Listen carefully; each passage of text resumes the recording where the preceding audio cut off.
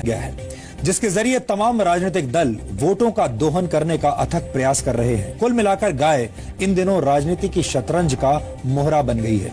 लेकिन आज हम गाय के राजनीति शास्त्र के साथ साथ गाय के अर्थशास्त्र और समाज शास्त्र का 100% शुद्ध और पवित्र डीएनए टेस्ट करेंगे, जो ये साबित करेगा कि गाय को मारने से ज्यादा फायदा गाय को जिंदा रखने में है।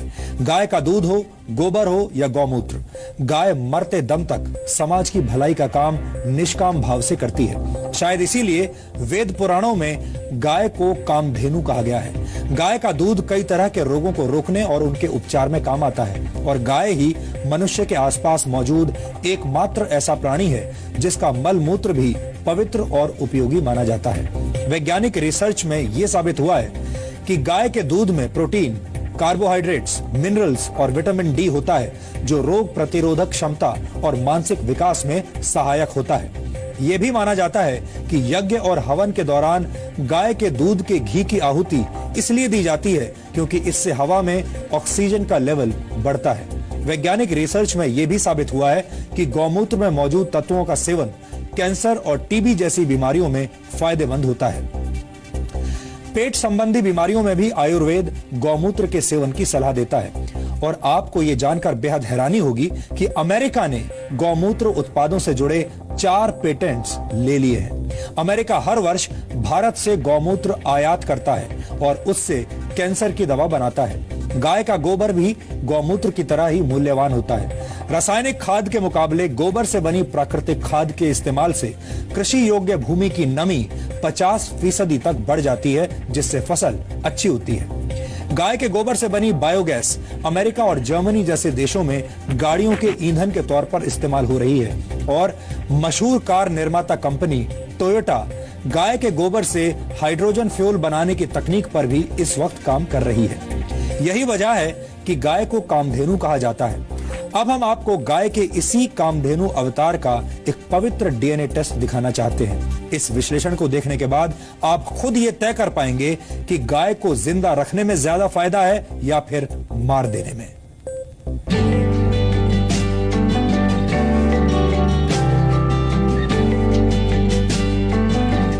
आज हम आपको बताएंगे कि माता और मांस से आगे गाय वो कामधेनु है जो इस देश से बेरोजगारी को खत्म कर सकती है। गाय वो जानवर है जो इस देश में पेट्रोल और डीजल की कीमतों को जमीन पर ला सकती है। गाय वो पशुधन है जो इस देश के लाखों गरीब किसानों को अमीर बना सकती है। कैसे? चलिए। पिछले कुछ दिनों में पूरी दुनिया ने उत्तर प्रदेश के दादरी में हुई हत्या, गाय को बचाने में सब इंस्पेक्टर मनोज मिश्रा की मौत से लेकर बीफ पार्टी मनाने वाले लोगों के मुंह पर कालिक पोतने की इन घटनाओं को देखा। देश को शर्मसार कर देने वाली ऐसी घटनाओं को देखकर लगने लगा कि गाय सिर्फ 2 ही कामों के लिए है, या तो पूजा करने के लिए या फिर काट कर खाने के लिए। लेकिन आप हैरान रह जाएंगे, जो गाय दूध नहीं दे सकती, जिसके हाथ पैर बेकार हो चुके हैं, जिसे बेकार समझकर सड़क पर छोड़ दिया जाता है, जिसे 5-6 हजार के लिए मांस का टुकड़ा समझा जाता है, वो गाय हर महीने एक बेरोजगार को सिर्फ गोबर और गौमूत्र से 5 से 6 हजार रुपए का रोजगार दे सकती है। गाय गऊ का मूत्र भी हमने काफी 10 रुपए लीटर भी लगाए, तो अभी 5 लीटर 50 के हिसाब में 8-10 हजार महीने का, तो एक गाय आराम से आपको गोबर मूत्र दे सकती है। गोबर और मूत्र दे सकती है, जो कि लोगों की नजरों में नकारा है, जो किसी काम की भी नहीं, वो गाय। और जो दूध देने वाली तो अलग बात है। ये एक और नया पहलू नया सामने रखा है आनंद जी ने, कि वो गाय जो सड़क पर लोग बेकार समझ करके छोड़ देते हैं और शायद जिसकी तरफ देखते भी नहीं है, वो गाय आपको 8 से 10 हजार रुपए महीना बड़े आराम से दे सकती है, घर बैठे दे सकती है। हरियाणा की इस गौशाला में करीब 1100 ऐसी गाय हैं जो दूध नहीं देती, सिर्फ गोबर और गोमूत्र देती है, और यही गोबर और गोमूत्र 100 से ज्यादा लोगों को रोजगार दे रहा है। हमारे पास जितना जो हम काम करने वाले, हमारी थोड़ी ग्रोथ कम है, इसलिए हम अभी हमारा 3.5 करोड़ रुपए का सालाना सर टर्नओवर है। और बेकार गायों से आप कमा रहे हैं? हाँ जी, 3.5 करोड़ रुपए में से काम इससे जो कर रहे हैं हम। मैं तो एक और कहूँगा, जितने भी बेरोजगार भाई है या पढ़े लिखे भाई है, आप इसको बिजनेस बनाएं, गाय को बांधे, इसके लिए ट्रेनिंग हम देंगे, मार्केटिंग की व्यवस्था हम करेंगे, तो ये क्वालिटी का काम करे, बढ़िया काम करे, तो गाय एक चलती फिरती फैक्ट्री है। और कोई काम करने की ज़रूरत नहीं है। नौजवान पढ़े लिखे भाई ये काम कर सकते हैं। इसके सिर्फ 50% गौमूत्र है, उसको लेकर फिल्टर करके 50% उसका अर्क निकाला जाता है और वो भट्टी से निकलता है, कंडेंस करके उसको वेपर्स को कंडेंस करके निकाला जाता है। बड़े आराम से घर पर निकाला जा सकता है। तो फिर उसकी कीमत कितनी हो जाएगी? उसकी कीमत यहाँ हम इसको 100 रुपये में दे रहे हैं, 485 ml। तो जस्ट ये आपको 250 रुपये पर लीटर पड़ जाएगा। हम ये बताना चाह रहे हैं कि एक देश में ना जाने कितने लोग बेरोजगार घूम रहे होंगे और उनके सामने ही कितनी बेकार गाय घूम रही होंगी। तो ये दोनों अगर मिल जाएं तो दोनों का भला हो जाएगा। यानी दूध देना बंद करने के बाद भी गाय कामधेनु बनी रहती है, जो लोगों के लिए न सिर्फ रुपए कमाने का जरिया बनती है बल्कि इंसान की जिंदगी भी बचाती है। कैंसर और HIV हेपेटाइटिस भी आरपी अल्सर जैसे जैसे हमारे 99% रिजल्ट है।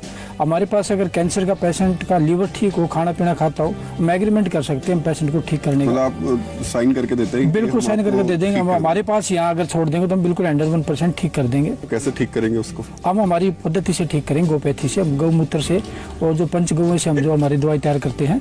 बड़ा अफसोस होता है जब कोई पूर्ण न्यायाधीश या विधायक सरेआम बीफ खाने का दम भरता है और धर्म का झंडा उठाने वाला कोई शख्स चेहरे पर कालिक पोत देता है। सवाल उठता है, भड़काऊ ट्वीट और भाषण देने वाले ये पढ़े लिखे लोग क्या बेरोजगारी दूर करने के गाय के इस पहलू को लोगों को समझा और बता नहीं सकते थे? गाय का फायदा सिर्फ गोमूत्र तक नहीं है, गाय के गोबर से बनने वाली खाद के बारे में तो सबको पता है। ये प्रत्यक्ष को प्रमाण की आवश्यकता नहीं है। गंध जहाँ होगा, गोबर होगा, मूत्र होगा, मक्खी अवश्य आएगी, लेकिन आप यहाँ देखिए मक्खी मच्छर एक भी नहीं। ये इसकी पहचान है। तो किसानों को बताते हैं कि किस प्रकार से ये पौधे में जो पेस्टिसाइड्स है, कीड़े मकोड़े हैं, उनको कैसे दूर फसलों से करता है। लेकिन अब गोबर से तैयार हो रहे बायो वाटर की नई तकनीक फसल के उत्पादन और गुणवत्ता को बढ़ा रही है। डॉक्टर संजीव, ये बायो वाटर क्या है और इसका फायदा क्या है? ये जो बायोगैस बनने के बाद जो बाई प्रोडक्ट बनता है उसमें इस प्लांट में सॉलिड जो गोबर है उसको अलग निकाल दिया जाता है और जो लिक्विड वाटर है उसको अलग निकाल दिया जाता है। तो जो लिक्विड वाटर है उसमें गोबर और गौमूत्र है, उसको हम यहाँ से टैंक में भर के ले जाते हैं। हमने अपने फार्म पे टैंक बनाए हुए हैं, उसमें हम बायो वाटर को डालते हैं और उसमें बैक्टीरिया हम कल्चर करते हैं। वो बैक्टीरिया फिर जब हम सिंचाई करते हैं तो उसके साथ सिंचाई के साथ ही हम उन बैक्टीरियाज को बायो वाटर के साथ दे देते हैं, जो कि खेत में चला जाता है। और खेत में जाने के बाद जो यूरिया DAP डालने से जो हमारा माइक्रोब्स थे वो मर गए, तो हमने उनको बैक्टीरिया दे दिया। जब बैक्टीरिया खेत में जाएगा वो अपना काम करेगा। जब माइक्रोबियल लोड यानी जो सूक्ष्म जीव हैं वो ज़्यादा हो जाएंगे तो जो हमारा केचुआ है वो भी बढ़ रहा है, सॉइल की हेल्थ अच्छी हो रही है। क्या बायो वाटर ये जो आप तैयार कर रहे हैं इसके लिए बाकायदा किसी प्लांट की जरूरत है या देश में किसान हमारे जो हैं वो ऐसे ही गोबर से और गौमूत्र को मिला करके ये बायो वाटर तैयार कर सकते हैं? हाँ, इसके लिए ऐसा कोई जरूरी नहीं है कि आप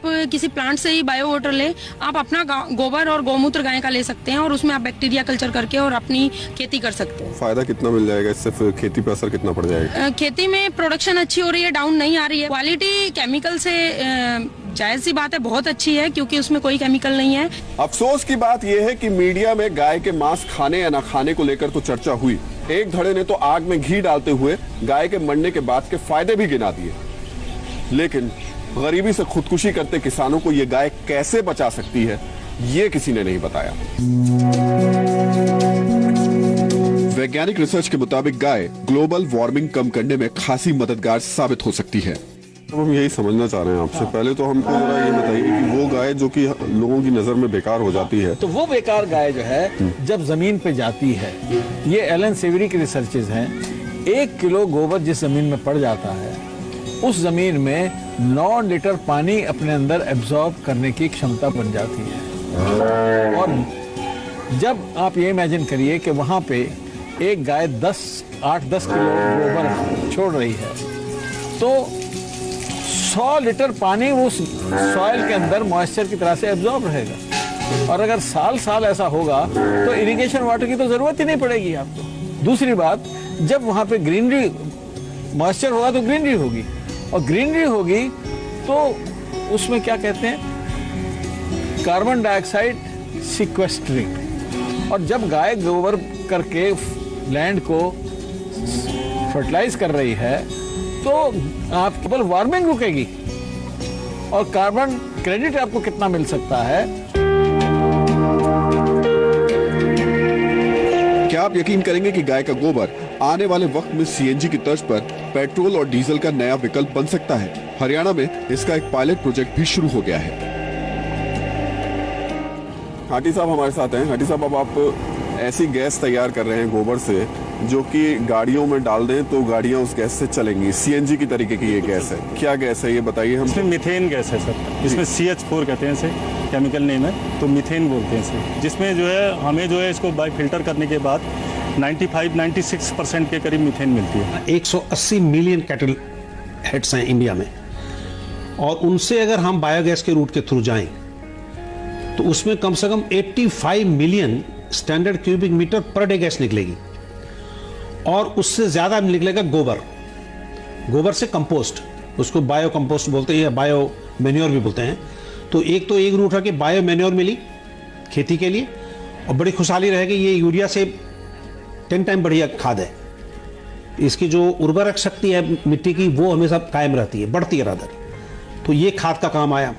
दूसरा गैस निकली, तो ये गैस जो आपको बता रहा था कि अगर गैस निकाला जाए तो ये पूरे भारतवर्ष की जितनी भी गाड़ियां हैं, चाहे वो ट्रक हों, बसेज हों और वो गाड़ियां हों, वो इस गैस पे चल सकती है, इतनी ताकत है इसमें।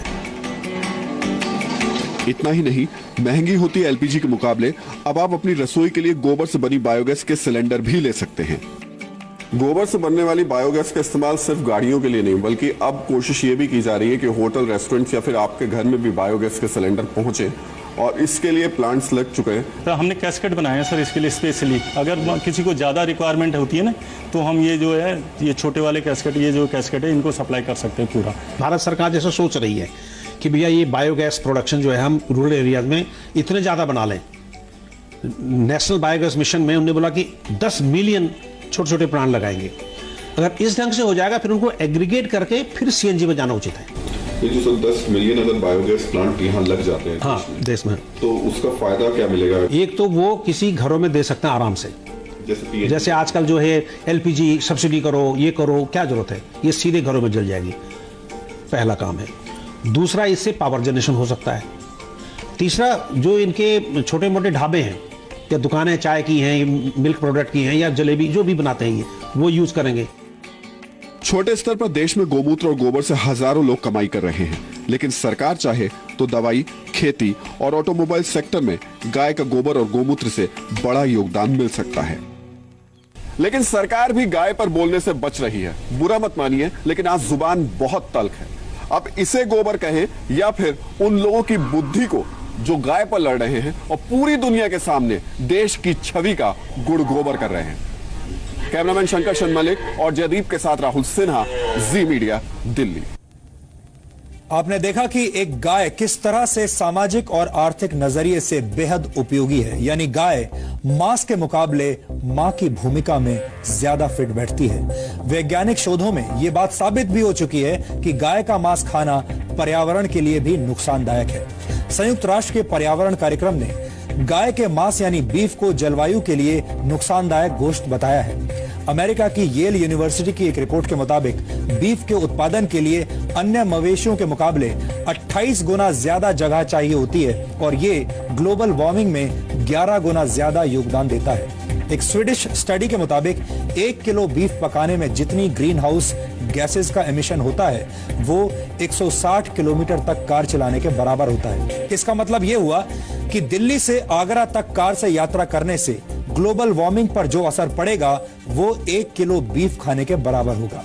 बीफ उत्पादन जल संरक्षण के लिहाज से भी खराब है, क्योंकि गेहूं और चावल जैसी मुख्य फसलों के मुकाबले बीफ के लिए पशुपालन में करीब 10 गुना ज्यादा पानी लगता है। ये वो वैज्ञानिक तथ्य हैं जिनकी सत्यता पर उंगली उठाना मुश्किल है, यानी गाय को मारने से ज्यादा फायदा जिंदा रखने में है। इसलिए हमें लगता है कि गाय उस मुर्गी की तरह है जो सोने का अंडा देती है, और सोने का अंडा देने वाली मुर्गी को मारना समझदारी नहीं हो सकती।